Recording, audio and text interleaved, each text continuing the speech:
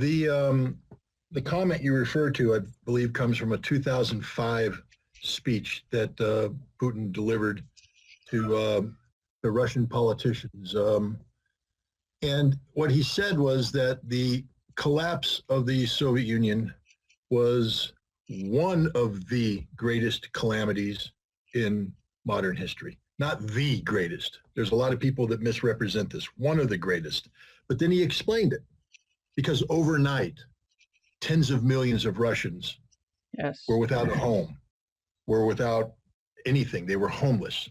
And he said this was a failure on the part of Russian leadership, a failure on the part of history. So there's your answer.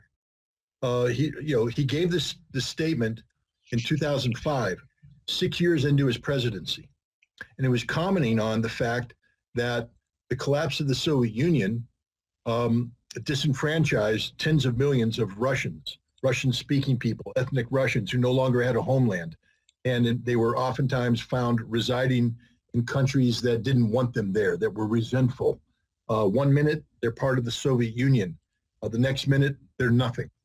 And he said that this was unacceptable, and he had a duty and responsibility as the president of Russia to care for these people.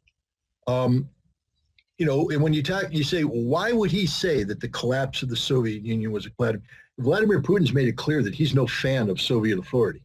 He doesn't long for the return of the Soviet Union. What he does is resent the decade of the 1990s. Ask any Russian who lived in the former Soviet Union during that period of time how life was, how difficult life was, how you went from being a citizen of a superpower to being thrown away, cast away by a society that was unable to sustain itself, let alone sustain you, and the struggles of the average Russian trying just to survive. This was the Russia that Putin lived in. This is the Russia that Putin inherited in 1999. And this is the Russia that Putin saved, because there's no doubt about it. If you compare and contrast Russia today with what it was when Vladimir Putin inherited it, today is so much better.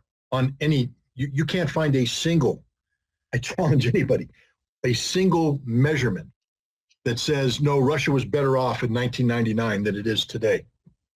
Not a single one. On every level, Russia is better. Could Russia have done better? Perhaps.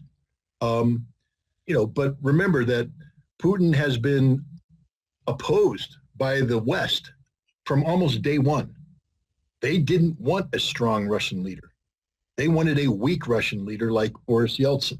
They wanted somebody who would allow the West to continue to come in and economically exploit Russia for their own benefit, not for the benefit of the average Russian citizen. They wanted somebody to come in and destroy, I got a dog, destroy Russian democracy. People say, well, Putin isn't a real democratic leader. I say, really? Has he been given a chance? Because from day one, the West went in and tried to buy a Russian opposition. The British intelligence services are on record, caught cold-handed, sending money to political opponents. In Brazil, would you like it if the CIA came in and started paying your political opponents? No, you'd call that outside interference. The West has been interfering in what we call Russian democracy. But you can't have a democracy if the opposition isn't the voice, the genuine voice of the people, but rather the voice of Russia's foreign opponents. So it's hard for Putin to, A, struggle against this foreign interference, and B, at the same time, try to build a viable opposition. Because every time somebody comes up and says, I'm opposed to Vladimir Putin, the CIA comes in with briefcases full of money and corrupts that process. So it's not Putin's fault that there isn't a viable democracy. It's because the West doesn't want a viable democracy. Why do I say that? Because Vladimir Putin is a good leader. He's done good things for Russia. Maybe he's been in power too long. But again, that's not his fault. When the last time he tried to bow out of the election process, he recognized that there was nobody ready to replace him. That if he left, the people that would replace him would be corrupted by the West. So if the West stops corrupting Russia's democracy with money with foreign influence and allows a Russian opposition to grow on its own, then there can be another leader. Putin would step aside. I can imagine that at the age of 70, there are things he'd rather be doing than running a country.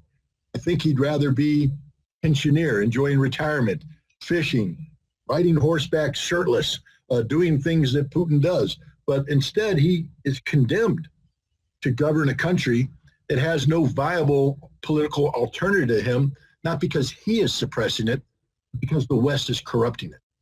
How was it look like for Russians after the collapse of the Soviet Union? It looks terrible. When the Soviet Union fell apart, there was no real plan as to what to do about the constituent republics. There were 15 republics in this union of Soviet socialist republics, and they were sort of let drift off. The ironic thing is that President George H.W. Bush favored them kind of staying together, hanging there together and figure out how you're going to resolve all this stuff. But no, it was sort of simultaneous. And as Gorbachev left the scene, Yeltsin came in. Now, Yeltsin was poison for Russia. He hobnobbed with Wall Street, with the so-called Harvard boys, and with the rich people in Washington, and plundered the Russian economy, sold off the state assets at a minimum price. The result was, and not many people know this, but if memory serves, between 1991 and 1995, during those Yeltsin years, the expectant age of death among Russian males went from 63 years old to 57 years old. Now, where do I get that figure? From the World Bank, okay? It's valid, it's authentic. I know of no other case where a country like Russia would suffer this kind of, 6 years down from 63 to 57 years old when you expect it to die? In 4 years, people were dying. People were hungering in the street, but other people get really, really wealthy. Those are what we call the oligarchs. Some of them were Russian, some of them were Ukrainian. A lot of them were from Harvard, Columbia, and Washington, D.C. So, point of my remarks here is that in answer to your question, when the Soviet Union fell apart, it was a very bad thing for the Russian people. Now, Putin has been quoted as saying one of the worst catastrophes in history has been the falling apart of the Soviet Union. Well, he's not saying that he wants, like the Soviet leaders, he wants to take over the world or even just Europe. He's not saying that. He's saying explicitly that this left tens of millions of Russians outside of the Russian Federation to fend for themselves. And long story short, we get to Ukraine, we could see how that went. They tried to fend for themselves, being maybe 40% of the Ukrainian population.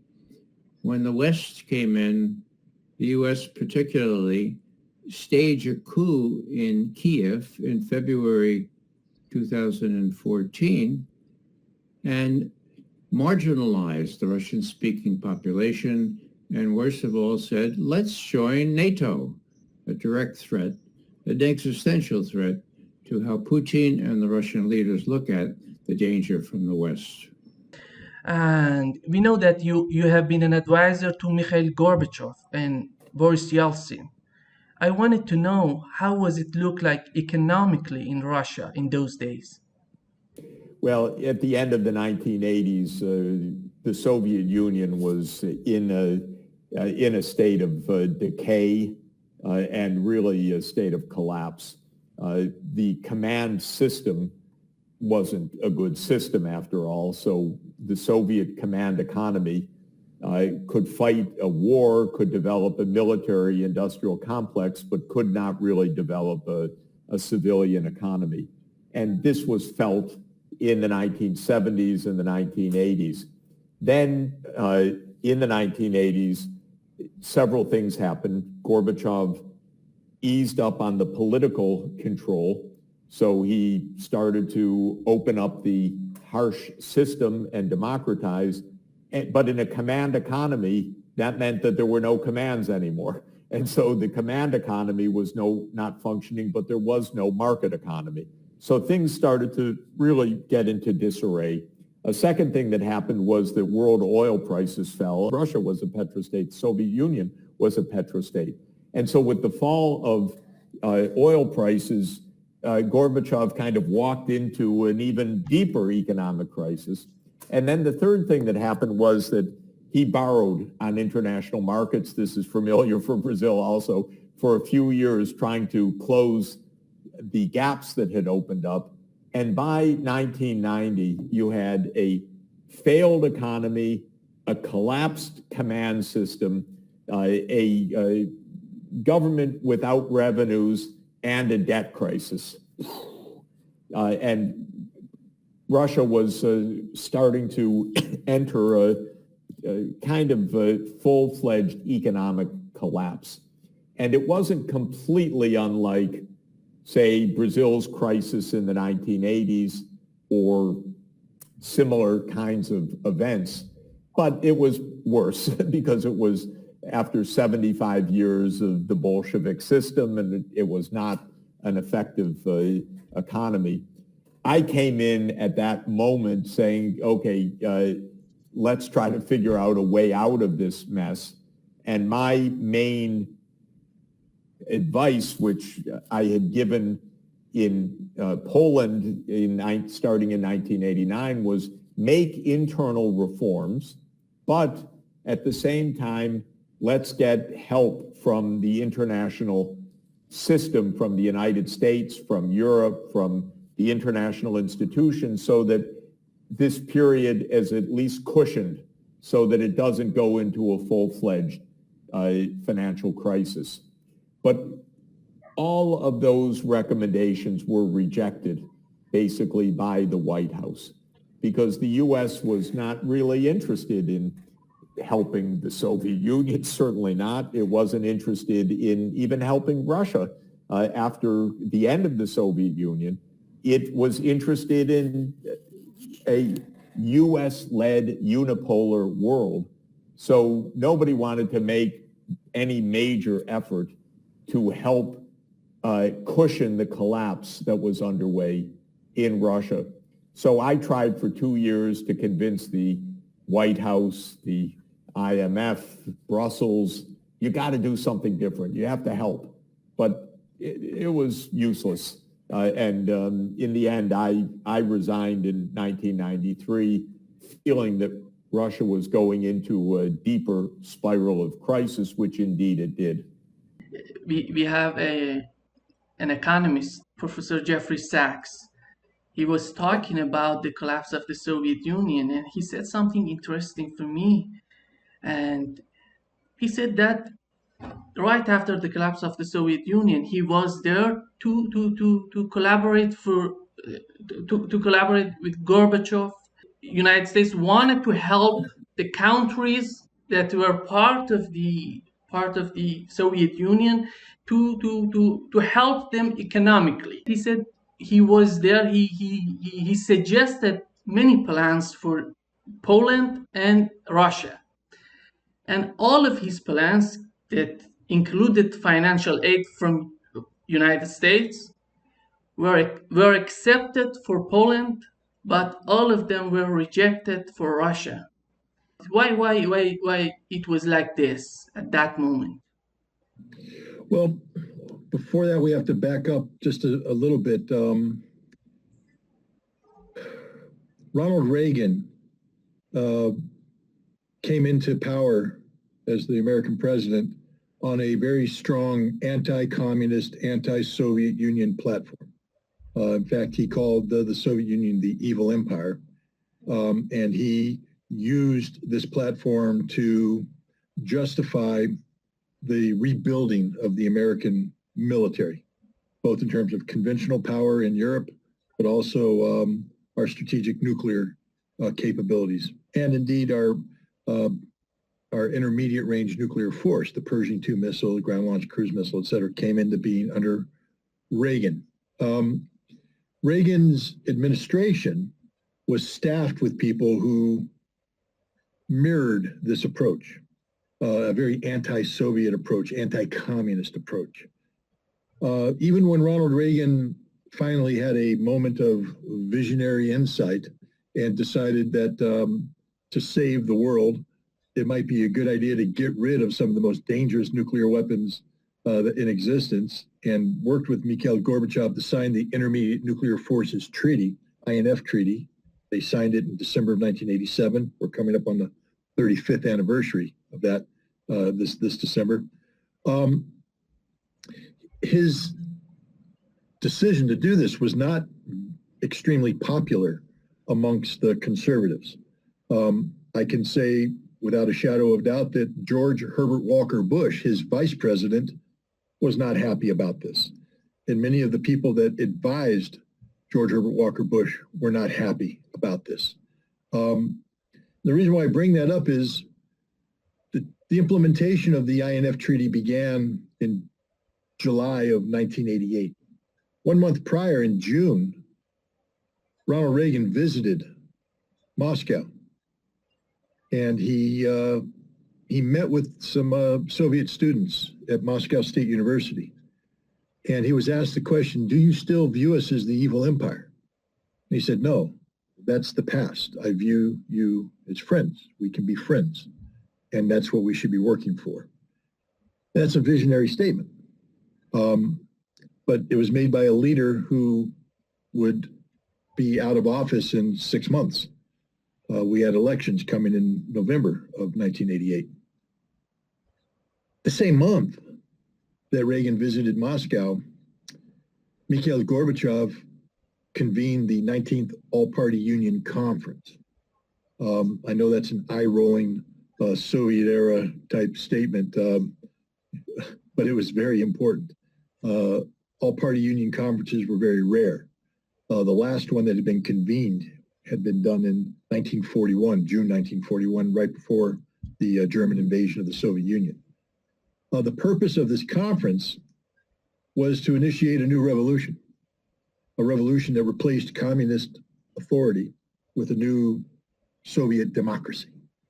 He talked, it initiated a process that ultimately resulted in elections for the first time in Soviet history. Elections that were held in March of 1989 for this People's Congress. They were electing, people's deputies. And then the Congress would elect a Supreme Soviet, would be like a Senate, and then president would be appointed. The president turned out to be Gorbachev. And the reason why I bring this up is that Gorbachev initiated this revolution, but he desperately needed a Ronald Reagan type leader who would be his friend, who would work with him, who would help the Soviet Union transition through a very difficult time. But what he got was a cold warrior named George Herbert Walker Bush, who had surrounded himself with cold warrior-like people, James Baker, Dick Cheney, Paul Wolfowitz, people of this nature, who were not thrilled about helping the Soviet Union. They didn't know what was going on. They were unsure. Was Gorbachev serious about these changes, or was this just another ploy by the Soviets to get the United States to bail them out? So while Gorbachev was begging for continued disarmament, which would free him from the defense industry and the need to continue to produce all of these strategic missiles, if he and the United States could agree on reductions, then he could start the business of converting defense industry And then he could attract investors who would help underwrite this. But George Herbert Walker Bush didn't give him an arms control treaty until late in the game, July 1991. That's when they signed. Actually, the last day in July 1991. A little more than 2 weeks later, there was a coup that threw Gorbachev out. There was no economic investment, which meant Gorbachev was left trying to restructure an economic system that could not be restructured. When in 1989, December 89, they transitioned from the old state budgetary methodologies to gozorashot, the self-financing. There was no business. Factories like the Vodkinsk machine building plant where I was working suddenly went from having state money to pay the salaries of their employees to having no money. And no money meant no money not just for the salaries, but for everything. Because Vodkinsk was a factory town. The schools were paid by the factory. The stores were stocked by the factory. The roads were maintained by the factory. The housing was maintained. Everything was done by the factory. Now the factories broke. And that was the whole country. The whole country was broke. Gorbachev desperately needed Western investment. And Bush didn't allow the investment to come because he didn't trust them. So when the Soviet Union fell, collapsed, who stepped in? Boris Yeltsin. Yeltsin had a checkered relationship with the United States. He tried to push his way through and become more important than he was. When he became the president of the Russian Federation, he wanted to get the United States to believe that he was more important than Gorbachev. He had a drinking problem. There were people who were unhappy with that aspect of it. He was an unknown quantity. Many people believed that, he was not going to be an effective leader and that he would be pushed aside and the communists would come back. The military would assert its people. There was no trust in Yeltsin. So even when Gorbachev fell, these cold warriors surrounding George Herbert Walker Bush continued to be very skeptical about Russia. And many of them believed rather than helping Russia rebuild, that it was in our best interest to keep Russia down. And these people won out. So no, there would be no investments into Russia. What we were going to do is exploit Russia. We were going to facilitate the economic pillaging of Russia, where we took Russia's resources out, but we didn't allow Russia to grow up, where we empowered the oligarchs to rob Russia blind. See, it was easier to deal with the oligarchs because we understand greedy capitalism. It's one thing to give money to a government you don't understand, Boris Yeltsin and whatever this new Russian government was, to fund a nation we didn't understand. Because, even during Soviet times, the idea of how Russia functioned still escaped many analysts who were supposed to be experts on Russia. We didn't understand it, so we weren't willing to give money to it because we had no idea how that money was going to be spent. And as I said, maybe it was a trick to bring communists back, to empower the military. So we made a decision, deliberate decision, to keep Russia down, and we reflect that. Remember when James Baker gave his promise to Mikhail Gorbachev, not 1 inch eastward about NATO, not 1 inch eastward, a promise. He came back and he told the National Security Council, he gave that promise. They said, not so fast. We actually want to expand NATO because we want to keep Russia down. We want to control Russia. We want to contain Russia. And that's why Jeffrey Sachs' proposals were rejected, because what Jeffrey Sachs claims to be pursuing back then, I can't vouch for him. I don't know personally, what he's telling you is that he was a proponent of providing economic aid to Russia to fix the Russian economy, that he was told no. And I'm telling you that if that is true, what he's saying there is true, the reason why he was told no is because it was not U.S. policy to fix the Russian economy. It was U.S. policy to destroy Russia. And that's what we were trying to do from day one of the new Russian Federation. We didn't want them to get stronger. We wanted them to get weaker.